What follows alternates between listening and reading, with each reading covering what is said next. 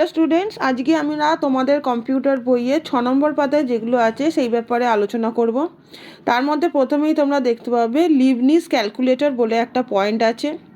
Leibniz calculator হচ্ছে একজন German গণিতবিদ যার নাম হচ্ছে লিবনিজ প্যাসকেল। তিনি 1671 সালে এই ক্যালকুলেটরটা তৈরি করেছিলেন। এই ক্যালকুলেটরে কি কাজ ছিল? যোগ বিয়োগ গুণ ভাগ তো এতে করাই যেত, তাছাড়াও বর্গমূল, যেটা তোমরা বড় হলে অঙ্ক করতে পারবে, সেই বর্গমূলের গুণ ভাগ এইসবও করা যেত। এরপরেই দেখো আর একটা লেখা আছে, সেটা হচ্ছে প্যাসকেল অ্যাডিং মেশিন। অ্যাডিং মানে আমরা জানি যোগ করা। প্যাসকেল এই যে অ্যাডিং মেশিনটা, এটা তৈরি হয়েছিল 1642 সালে। কে তৈরি করেছিলেন? ব্লেজ প্যাসকেল নামের একজন গণিতবিদ, ফরাসি গণিতবিদ ব্লেজ প্যাসকেল এই প্যাসকেল অ্যাডিং মেশিনটা তৈরি করেছিলেন। এটা কি দিয়ে তৈরি হয়েছিল? ডায়াল, চাকা আর গিয়ার, এই তিনটে জিনিস দিয়ে এই প্যাসকেল অ্যাডিং মেশিনটা তৈরি হয়েছিল। আচ্ছা, এই মেশিনের কি কাজ ছিল? এই মেশিনের কাজ ছিল যে চাকাগুলো এই মেশিনে দেওয়া ছিল, সেই চাকা ঘুরিয়ে ঘুরিয়ে সংখ্যা দেখা যেত, যোগ বিয়োগ করা যেত। আর আরেকটা যেটা হচ্ছে যান্ত্রিক ক্যালকুলেটর হিসেবে এটাকে ব্যবহার করা হতো। ঠিক আছে, তোমরা পাশে দেখবে দুটোরই লিবনিজ ক্যালকুলেটরেরও ছবি দেওয়া আছে আর প্যাসকেল অ্যাডিং মেশিনেরও ছবি দেওয়া আছে। তারপরেও দেখতে পারো। আচ্ছা, তোমরা যে ছবিটা দেওয়া হচ্ছে ভিডিওর সাথে, তাতে দেখতে পাবে আমি কিছু কিছু জায়গায় দাগ দিয়ে দিচ্ছি।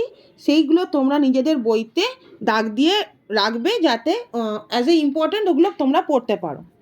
ঠিক আছে, এরপরে দেখো তোমরা যে পিঙ্ক কালারের একটা বক্স আছে, ওখানে লেখা আছে নেপিয়ার্স বোন।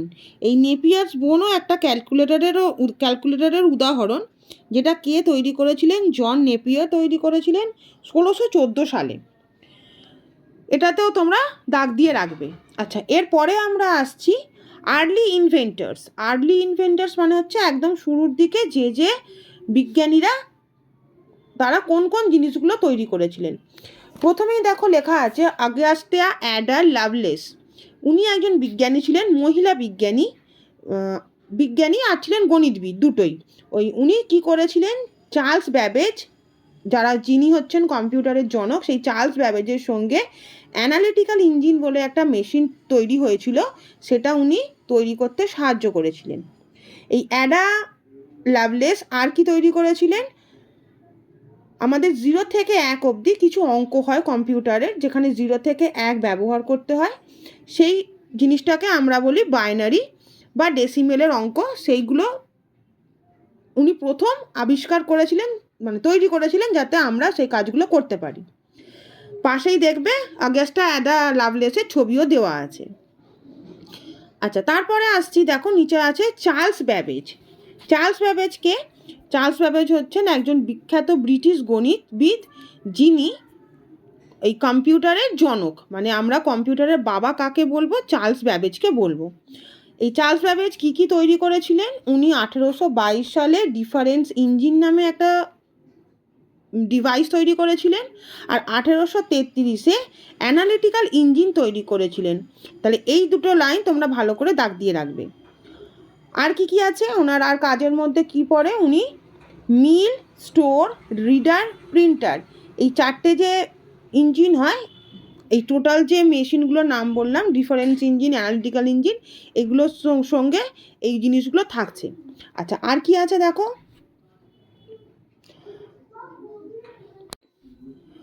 ওপরে যে আমরা দুটো মেশিনের নাম পড়লাম, একটা হচ্ছে ডিফারেন্স ইঞ্জিন আর একটা হচ্ছে অ্যানালিটিক্যাল ইঞ্জিন। এই দুটো মেশিন বা ডিভাইসকে আমরা আধুনিক কম্পিউটার যে আছে তার একদম শুরু বলতে পারি বা ভিত্তি বলতে পারি। এখানে দেখো লেখা আছে ফাউন্ডেশন। ফাউন্ডেশন মানে হচ্ছে তৈরি হচ্ছে যখন, একদম শুরুর দিকে। আচ্ছা, তারপরে দেখো লেখা আছে মিল। মিল হচ্ছে গণনাকারী ইউনিট হিসাবে কাজ করেছিল, আর স্টোর ডেটার জন্য একটা স্টোরেজ অবস্থান হিসেবে কাজ করেছিল। দেখো ওপরেই লেখা আছে মিল, স্টোর, রিডার, প্রিন্টার। ওখানে মিলের কথা বললাম হচ্ছে ক্যালকুলেটিং ইউনিট বা গণনাকারী ইউনিট, আর হচ্ছে স্টোর হচ্ছে যেখানে আমরা সব কিছু স্টোর করে রাখছি। আর রিডার আর প্রিন্টারকে আমরা ইনপুট আর আউটপুট ডিভাইস হিসেবে কাজ করতে পারি। ঠিক আছে, আপাতত 6 নম্বর পাতা এইটুকুনি আছে। এরপর আসছি আমরা 7 নম্বর পাতায়, যার ওপরে তোমরা দেখতে পাবে লেখা আছে একজন গণিতবিদের নাম, তার নাম হচ্ছে জন ভন নিউম্যান। ছবি পাশে দেওয়া আছে, তোমরা দেখতে পারো, ওখানে নামও লেখা আছে। ইনি কি তৈরি করেছিলেন? আমাদের কম্পিউটারের সফটওয়্যারে কিছু অঙ্ক করা যায়, সেই অঙ্কগুলো করতে হয় বাইনারি কোড দিয়ে। সেই বাইনারি কোডকে কীভাবে কাজ করা যাবে, কীভাবে স্টোর করা যাবে বা জমা রাখা যাবে, সেই বিষয়ে উনি কাজকর্ম করেছিলেন। তার মধ্যে উল্লেখযোগ্য হচ্ছে এডভ্যাক, EDVAC, দেখো লেখা আছে, ওখানটা তোমরা দাগ দিয়ে রাখবে। ওটা উনি তৈরি করেছিলেন 1950 সালে। তার সঙ্গে ওনার সঙ্গে আরও দুজন বিজ্ঞানী ছিলেন। একজন হচ্ছেন প্রেসার অ্যাকার্ট, আর একজন হচ্ছেন জন মাউচলি। এই তিনজনে মিলে এই যে বাইনারি যে কোড হিসেবে কাজকর্ম বা অঙ্ক যা যা করা যাবে, সেগুলো ওরা তিনজনে মিলে তৈরি করেছিলেন। আর একটা পরের লাইনে তোমরা দেখতে পাবে লেখা আছে, ওখানে আছে যে কম্পিউটারের বিকাশ, কম্পিউটার যে আস্তে আস্তে উন্নতি হচ্ছে, তার জন্য আর একটা জিনিস লাগে, সেটা হচ্ছে পাঞ্চ কার্ড। এই দুটোর প্রোগ্রামের যে টোটালটা সংরক্ষণ করা হয়, এই সংরক্ষণটা কিসের সাহায্যে করা হয়? এই এডভ্যাকের যে আইডিয়াটা আছে, সেই আইডিয়া দিয়ে সংরক্ষণ করা হয়। তারপর লেখা আছে আরেকজন বিজ্ঞানীর নাম, যার নাম হচ্ছে হাওয়ার্ড এইকেন। এই হাওয়ার্ড এইকেন কি করেছিলেন? Mark one. মার্ক ওয়ানটা কি? মার্ক ওয়ান হচ্ছে একটা প্রথম স্বয়ংসক্রিয় সিকোয়েন্স নিয়ন্ত্রিত ক্যালকুলেটর, একটা ক্যালকুলেটরের ধরন। সেটা উনি কবে তৈরি করেছিলেন? 1944 সালে। IBM যেটা হয়, IBM হচ্ছে একটা প্রসেস, সেই প্রসেসের ওপর উনি এই কাজটা করেছিলেন।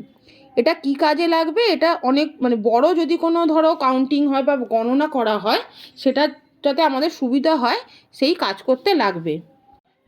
এরপরে দেখো লেখা আছে জর্জ বুল। জর্জ বুল উনি একজন ইংল্যান্ডের একজন গণিতবিদ ছিলেন, বা অঙ্কের প্রফেসর আমরা বলতে পারি ছিলেন। উনি কি তৈরি করেছিলেন? উনি এই যে আমি বাইনারি বা বুলিয়ান যাই বলো, এই যে আমি বলছি বিভিন্ন রকমের অঙ্ক হয় কম্পিউটারে, ওনার নাম ওয়াইজ তৈরি হয়েছিল একটা লজিক, যার নাম হচ্ছে বুলিয়ান লজিক। এই বুলিয়ান লজিকে কি বলা হয়েছিল? যে আমরা যাই করি, যোগ বিয়োগ গুণ ভাগ যাই করি অঙ্কতে, তার মধ্যে যখন ওই কম্পিউটারের অঙ্কে শূন্য আসে, তখন সেটা নেতিবাচক বা নেগেটিভ রেজাল্ট হয়। আর যদি 1 বা 1 হয়, তাহলে সেটা পজিটিভ বা ইতিবাচক বলে ধরা হয়। আচ্ছা, এরপরে দেখো আর একজন গণিতবিদের নাম দেওয়া আছে, তার নাম হচ্ছে ডক্টর হারম্যান হলরিথ। ইনি কি তৈরি করেছিলেন? ইনি ট্যাবুলেটিং মেশিন নামের একটা মেশিন তৈরি করেছিলেন। এই ট্যাবুলেটিং মেশিনে কি কাজ হতো? যে আমরা বিভিন্ন রকম যে ডেটা কম্পিউটারে দিই বা বিভিন্ন রকম কাজকর্ম ওখানে প্রসেস হয়, সেই সবের যেন প্রপার রেজাল্টটা আমরা পাই, সেটা এই ট্যাবুলেটিং মেশিন করতো। আর কি করা হতো? বিভিন্ন রকম যে পাঞ্চ কার্ডের কথা আমি বললাম এর আগেই, সেই পাঞ্চ কার্ডের সাহায্যে এখানে এই মেশিন উনি যে মেশিনটা করেছিলেন ট্যাবুলেটিং মেশিন, এই ট্যাবুলেটিং মেশিনে ইনপুট দেওয়া হতো। ইনপুট আমাদের অর্ডার দেওয়া হতো।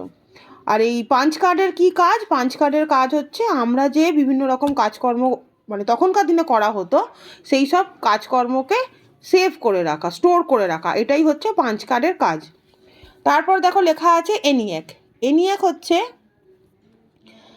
কি না, জন মাউচলি, আমরা এনার নাম আগেই পড়েছি। আর একজন হচ্ছেন জে প্রেসপার একার্ট। এই দুজনে মিলে 1946 সালে এই প্রথম যেটা আমরা বলি ডিজিটাল কম্পিউটার, সেটা হচ্ছে এনিয়াক। এই এনিয়াক তৈরি করেছিলেন। এনিয়াকের ফুল ফর্ম এখানে দেখো দেওয়াই আছে, electronic numerical integrator and computer.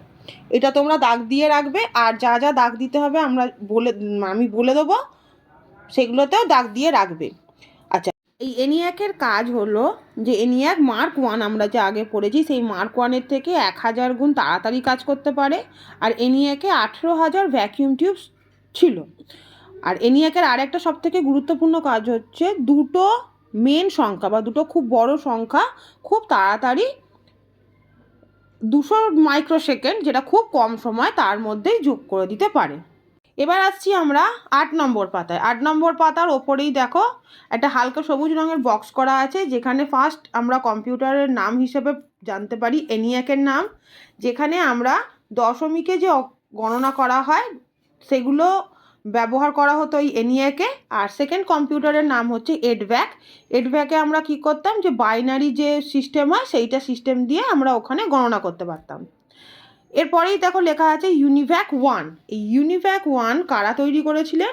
যে প্রেসপার একার্ট এবং জন মাউজলি, এই দুজন যে ছিলেন, এরা তৈরি করেছিলেন UNIVAC 1। কত সালে? 1951 সালে। এই UNIVAC 1টা কী কাজে লাগতো? বিভিন্ন রকম বাণিজ্যিক মানে ব্যবসার বিভিন্ন রকম কাজকর্মের ক্ষেত্রে UNIVAC 1টা কাজ করা হতো। এই UNIVAC 1-এ আমরা যে বিভিন্ন রকম ডেটা সংরক্ষণ করতে পারি, সেখানে নাম্বারও থাকতে পারতো বা কোনো লেখাও থাকতে পারতো। প্রথম যে কম্পিউটারটা, মানে এটি হলো সেই প্রথম কম্পিউটার যেখানে বাফার মেমোরি মানে বিভিন্ন রকমের মেমোরি মানে ওখানে স্টোর করে রাখা যেত বা ইউজ করা যেত। আর এটাতেই সব মানে একমাত্র চৌম্বকীয় টেপ ইউনিট একটা ইউনিট হয়, সেটা এখানে ছিল এই কম্পিউটার মানে UNIVAC-এই সেটা ছিল। এরপরেই দেখো আমরা আসছি জেনারেশনস অফ কম্পিউটার, মানে কম্পিউটারের যে প্রজন্ম, মানে 1 2 3 4 এরকম কিছু প্রজন্ম হয়। আমি যেগুলো যেগুলো বলছি তোমরা সেগুলো ভালো করে দাগ দিয়ে রাখবে, বাকিটা পড়ে নেবে। প্রথমেই দেখো এখানে আছে জেনারেশন বা পিরিয়ড, প্রথম কলমটা, দ্বিতীয় কলমটাই বেশি করে খেয়াল করবে, মুখস্থ করে রাখবে এগুলো। প্রথমে দেখো লেখা আছে ফার্স্ট জেনারেশন। এই ফার্স্ট জেনারেশনের কত সাল থেকে কত সাল তার নিচেই দেওয়া আছে 1940 থেকে 1956। এখানকার মেন জিনিস কী ছিল সেটা হচ্ছে ভ্যাকিউম টিউব, ঠিক আছে। সেকেন্ড জেনারেশন ছিল 1956 থেকে 1963। সেটার মেন যে উপাদানটা ছিল সেটা হচ্ছে ট্রানজিস্টার। তারপরে আসছে থার্ড জেনারেশন হচ্ছে 1964 থেকে 1971। এটার প্রধান উপাদান হচ্ছে আইসি বা ইন্টিগ্রেটেড সার্কিটস। তারপর আসছি আমরা ফোর্থ জেনারেশনে, সেটা হচ্ছে 1972 থেকে এখনও অবধি, মানে আমরা যে আপাতত বর্তমান যে যুগ আছে সেই যুগে অবধি এর মেন জিনিস ছিল মাইক্রো প্রসেসরস। আর তারপরে আসছে ফিফথ জেনারেশন। সেই ফিফথ জেনারেশনের মধ্যে কি আসছে, আমরা বর্তমানে যে আছি এবং এর পরেও আপাতত যতদিন আরও না মডার্ন হচ্ছে ততদিন যে জেনারেশনটা থাকছে সেটা হচ্ছে ফিফথ জেনারেশন। এই ফিফথ জেনারেশনের মধ্যে সবথেকে গুরুত্বপূর্ণ ইউনিট হলো মাইক্রো প্রসেসর। আর একটা যেটা তোমরা সবাই জানো সেটা হচ্ছে AI সফটওয়্যার। এখন সবাই আমরা AI এর ব্যাপারে জানি, অনেক বড় বড় জায়গায় যেখানে রোবট তৈরি হচ্ছে, আমরা বিভিন্ন রকম ধরো ফোনে ছবি তৈরি করতে পারছি AI দিয়ে, বিভিন্ন রকম প্রবলেম সলভিং করতে পারছি AI দিয়ে। এই টোটাল জিনিসটা এই ফিফথ জেনারেশনের আন্ডারে আসছে। এরপরে যে 3-4টে কলাম আছে দেখো, data input, data output, external storage, আর লাস্টে কিছু এক্সাম্পল দেওয়া আছে। এগুলো তোমরা বাড়িতে দেখে নেবে, পড়ে নেবে। আমি তারপর ক্লাসে আবার এই ব্যাপারে যদি অসুবিধা থাকে বলে দেবো।